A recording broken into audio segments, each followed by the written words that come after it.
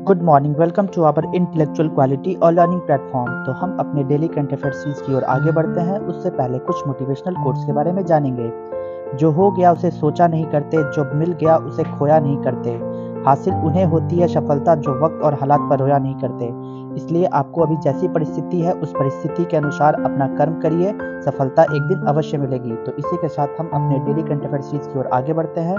उससे पहले आप सभी लोग टेलीग्राम ग्रुप पर जुड़ जाइएगा। यहाँ पे आपको सारे पीडीएफ प्रोवाइड होंगे हमारे यूट्यूब सेशंस के। तो चलिए 1 फरवरी 2024 के सारे करंट अफेयर्स को हम डिटेल में कवर करेंगे, तो वीडियो के अंत तक बने रहिएगा। क्वेश्चन नंबर 1, हाल ही में भारतीय सेना में सूबेदार बनने वाली पहली महिला कौन है? तो राइट आंसर होगा प्रीति रजक। प्रीति रजक बनी है first women to become a subedar in the Indian army. Preeti Rajak बनी है भारतीय सेना में सूबेदार बनने वाली पहली महिला प्रीति रजक बनी है। तो ये पॉइंट्स को आपको याद रखना होगा। तो जानते हैं इसके डिटेल पॉइंट्स के बारे में। ट्रैप शूटर प्रीति रजक हांगझो में आयोजित 19वें एशियाई खेलों में रजत पदक के प्रदर्शन के बाद आउट ऑफ टर्न पदोन्नति के बाद भारतीय सेना की पहली महिला सूबेदार बन गई है। इसी के साथ ट्रैप शूटिंग में अपने प्रदर्शन के आधार पर रजक दिसंबर 2022 में सैन्य पुलिस कोड में सेना में शामिल हुई और वह शूटिंग अनुशासन में मह स्थित आर्मी मार्क्समैनशिप यूनिट के सूबेदार हवलदार के पद पर शामिल होने वाली पहला महिला खिलाड़ी भी थी। ये पॉइंट्स को याद रखना होगा कि प्रीति रजक बनी है हाल ही में इंडियन आर्मी के गवर्नर के रूप में, जिसे हम लोग सूबेदार के नाम से भी जानते हैं। तो ये पॉइंट्स को आपको याद रखना होगा। तो चलते हैं इसी के साथ क्वेश्चन नंबर 2 की ओर। हाल ही में किसने लघु वन उपज खरीदने के लिए लाभ योजना की घोषणा की है? तो राइट आंसर होगा उड़ीसा। उड़ीसा गवर्नमेंट के द्वारा हाल ही में अनाउंस किया गया है लाभ स्कीम, जिसका मेन फोकस होगा कि परचेजिंग माइनर फॉरेस्ट प्रोड्यूस, जिसका मतलब है कि लघु वन उपज खरीदने के लिए लाभ स्कीम को लॉन्च किया गया है उड़ीसा गवर्नमेंट के द्वारा। तो जानते हैं इसके डिटेल पॉइंट्स के बारे में। उड़ीसा के मुख्यमंत्री नवीन पटनायक के नेतृत्व वाली राज्य सरकार ने लगभग 1 करोड़ आदिवासियों के विकास और सशक्तिकरण के लिए 100 करोड़ रुपए के बजट के साथ लघु बांध जाति द्रव्य क्रय लाभ योजना शुरू करने की मंजूरी दी है। इसी के साथ लाभा लघु वन उपज के लिए 100% राज्य वित्त पोषित न्यूनतम समर्थन मूल्य।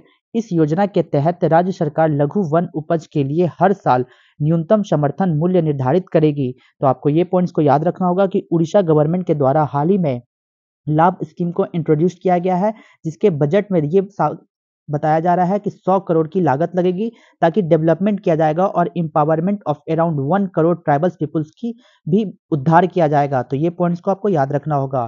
क्वेश्चन नंबर 3 की ओर। हाल ही में उत्तरी अमेरिका प्रवासी पक्षी लाफिंग गुल देश में पहली बार कहाँ देखा गया? तो राइट आंसर होगा केरला में। केरला में पहली बार देखा गया नॉर्थ अमेरिकन जो माइग्रेटरी बर्ड है, जिसका नाम है लाफिंग गुल। ये देखा गया पहली बार कहाँ? तो हमारे इंडिया के केरला में। तो ये पॉइंट्स को याद रखना होगा।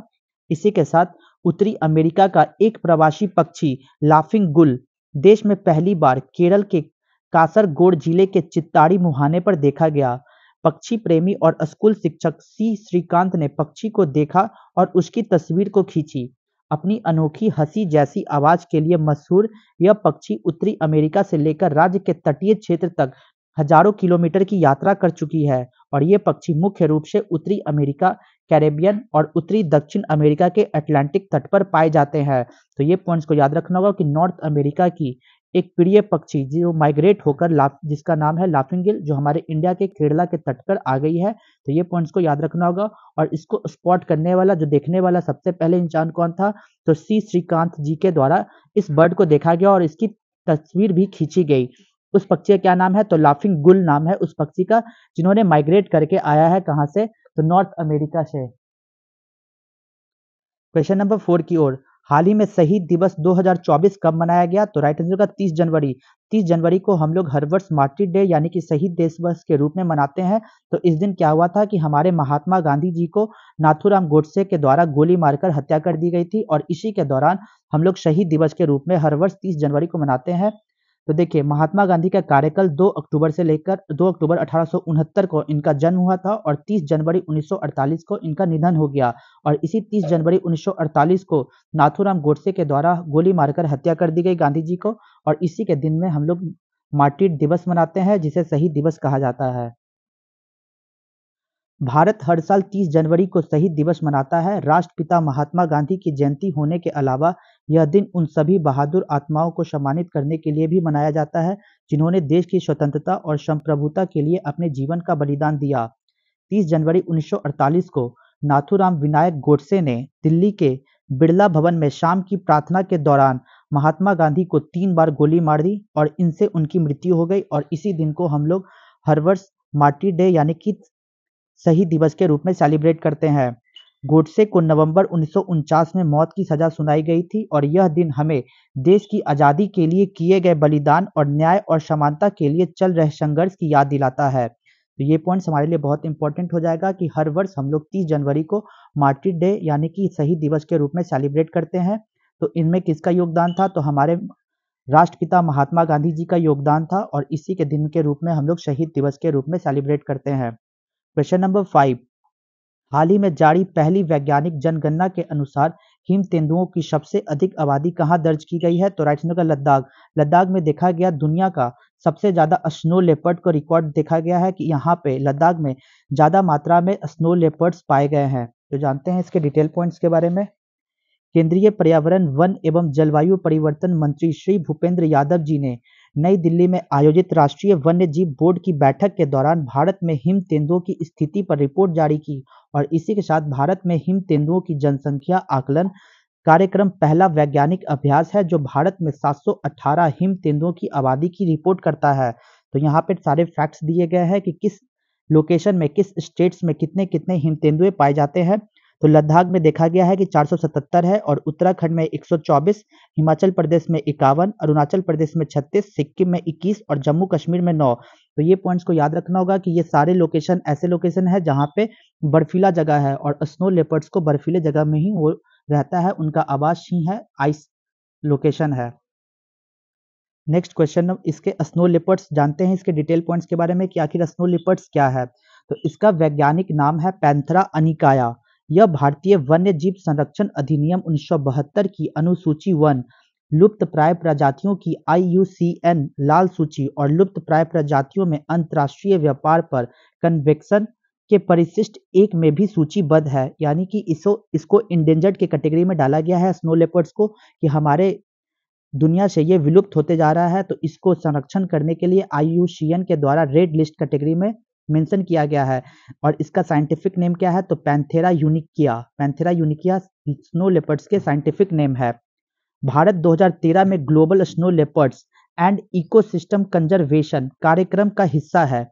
स्नो लेपर्ड पॉपुलेशन असेसमेंट पर पहला राष्ट्रीय प्रोटोकॉल भी वर्ष 2019 में ही लॉन्च किया गया था। इसी के साथ पश्चिम बंगाल के दार्जिलिंग स्थित Padmaja Naidu Himalayan zoological park में हिम तेंदुआ संरक्षण प्रजनन कार्यक्रम शुरू किया गया। तो ये पॉइंट्स को याद रखना होगा कि स्नो लेपर्ड्स को IUCN के कैटेगरी के रेड लिस्ट में मेंशन किया गया है। नेक्स्ट क्वेश्चन नंबर 6 की ओर, हाल ही में अंतर्राष्ट्रीय वुशु महासंघ द्वारा किसे वर्ष 2023 की महिला वुशु एथलीट घोषित किया गया है? तो राइट आंसर का नयोरेम रोशिबिना को डिक्लेयर किया गया है female wushu athlete of the year 2023 से इनको सम्मानित किया गया। तो जानते हैं इनके पॉइंट्स के बारे में। मणिपुर का गौरव 2 बार की एशियाई खेलों की पदक विजेता नयोरेम रोशिबिना देवी का 1 महीने की सार्वजनिक वोटिंग के बाद सांडा श्रेणी में अंतर्राष्ट्रीय वुशु महासंघ वर्ष 2023 की महिला एथलीट नामित किया गया।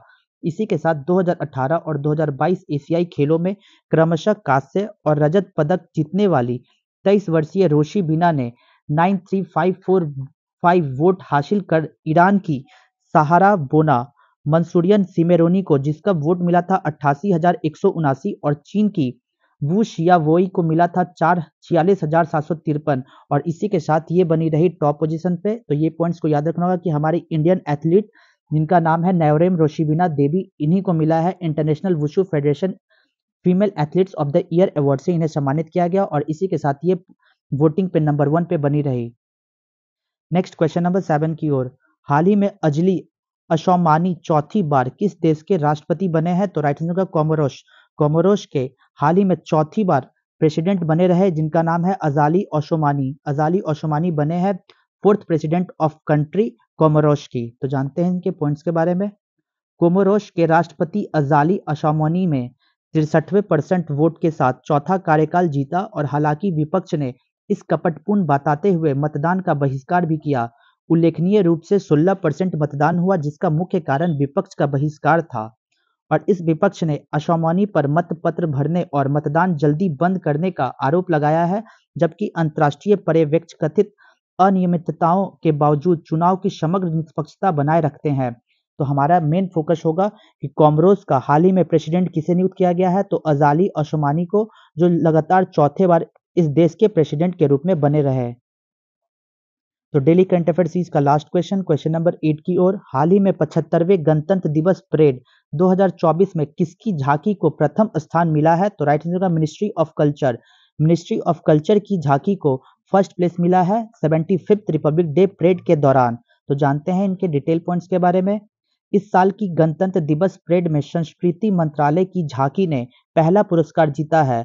संस्कृति मंत्रालय की झांकी का संदेश था कि भारत लोकतंत्र की जननी है और 75वें गणतंत्र दिवस की थीम विकास भारत, जिसका विकसित भारत अर्थ है, और भारत लोकतंत्र की मातृका, जिसका मतलब है भारत लोकतंत्र की जननी है। तो ये थीम रखा गया था कल्चरल मिनिस्टर्स के द्वारा और हमारे इंडियन जो 75th रिपब्लिक डे था, इसका भी थीम रखा गया था कि विकास भारत, डेवलप्ड इंडिया और भारत लोकतंत्र की मातृका, जिसका मतलब भारत लोकतंत्र की जननी है। पहली बार परेड की शुरुआत 100 महिलाओं के संगीत वाद्य यंत्र बजाने के साथ हुई। गणतंत्र दिवस के मुख्य अतिथि फ्रांस के राष्ट्रपति इमैनुअल मैक्रों थे। ये भी पॉइंट्स याद रखना होगा कि 75th रिपब्लिक डे के चीफ गेस्ट कौन थे, तो फ्रेंच के प्रेसिडेंट जिनका नाम है इमैनुअल मैक्रोन, ये थे हमारे chief guest 75th Republic day के।